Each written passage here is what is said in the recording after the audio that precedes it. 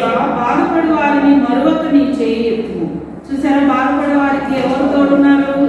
నిరాధారులకు, ఆధారం లేని వారికి దేవుడే ఆధారం. వాళ్ళు చేయి పట్టుకొని లేవనెత్తి చక్కగా నడిపిస్తారు. వారికి న్యాయము తీర్చుకై నీవు వారి హృదయము స్థిరపరిచితివి, చెవికి ఆలోచించింది. ఎంత చూసారా, దేవుడు తండ్రి లేని వారికి, నడికి బాధపడే వారికి న్యాయం తీర్చడానికై వారి హృదయము స్థిరపరిచితివి, వారి చెవికి ఆలోచించింది. దేవుడు మన మనవులు నిరాధారుల బాధను మనల్ని ఆలోచించడానికి దేవుడు సిద్ధంగా ఉన్నారు. కాకపోతే మనం చేయాల్సింది మన మనసుని దేవునికి అప్పగించాలి. దేవునికి మనకు సహాయం చేయగాక. ఆమేన్.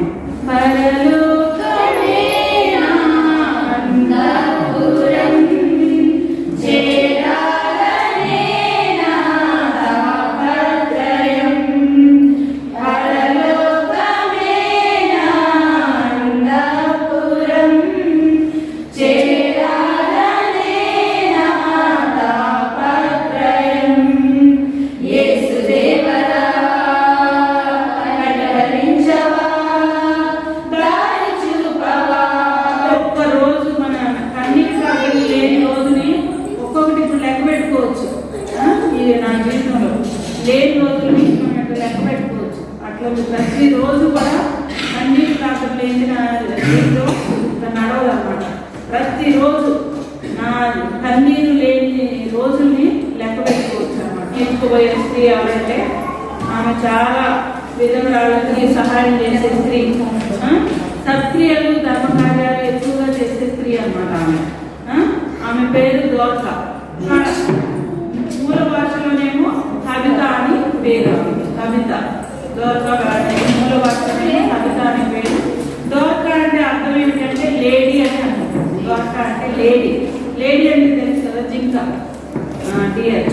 అట్లా మరి ఈమె మిషన్ కుట్టింది అన్నమాట. ఈ స్త్రీ మిషన్ కుట్టి మరి అనేక మందికి సహాయం చేసింది. విధవరాలకు, దిక్కులేని పిల్లలకు అందరికీ మిషన్ కుట్టి మంచి మంచి బట్టలు కుట్టి అందరికీ సప్లై చేసేది అనమాట.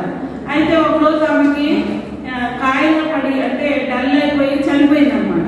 ఆమె దోర్కా చనిపోతే ఏం చేశారు, అసలు అక్కడికి వచ్చే విధవరాళ్ళు వీళ్ళందరూ ఆమె చనిపోగానే అందరూ ఏడ్చుకుంటా, అమ్మో మంచి బట్టలు కుట్టిపెట్టేసి సత్క్రియలు ధర్మకార్యాలు చేసే ఈ స్త్రీ చనిపోయిందని విని వాళ్ళందరూ ఏడ్చి అక్కడికి వచ్చి మేడగా కింద ఆమెకి మంచిగా స్నానం చేయించి ఆమెను పైకి తీసుకెళ్లి పడుకోబెట్టి ప్రార్థన చేస్తున్నారు. పేతురు గారిని పిలిపించారన్నమాట.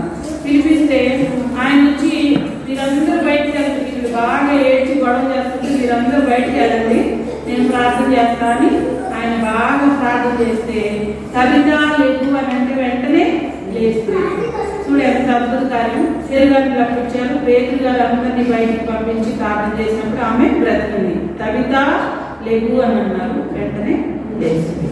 మరి గురించి మనం నేర్చుకున్నాం. అపోస్తుల కార్యములు 9వ అధ్యాయము మొదటి పాయింట్ ఏంటంటే సత్క్రియలను ధర్మకార్యములను చేసే స్త్రీగా ఉంది. సత్క్రియలను ధర్మకార్యములను చేసే స్త్రీగా ఉంది. 36వ వచనంలో కాయలో పడి చనిపోగా పేరు ప్రార్థిస్తే లేచి కూర్చుంది. దొరక కాయలా పడి చనిపోగా పేరు ప్రార్థిస్తే లేచి కూర్చుంది. ఆ దినమందు ఆమె రాయిలో పడి చనిపోగా వారు శవమును కడిగి మేడగదిలో పరుండ పెట్టిరి.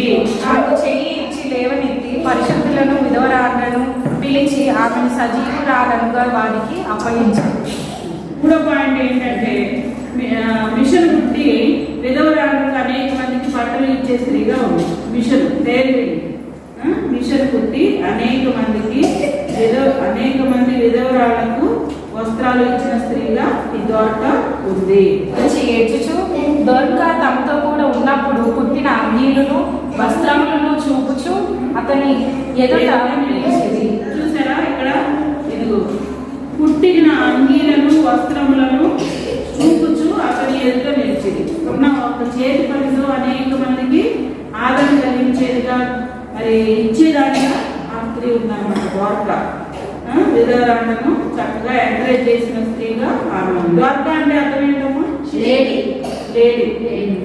భాషాంతరం ఆమె పేరేంటి? భాషాంతరం కవిత. కవిత. కవిత అంటారు.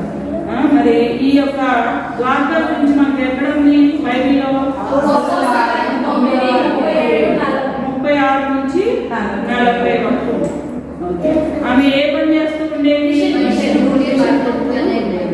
పాయింట్ ఏంటి?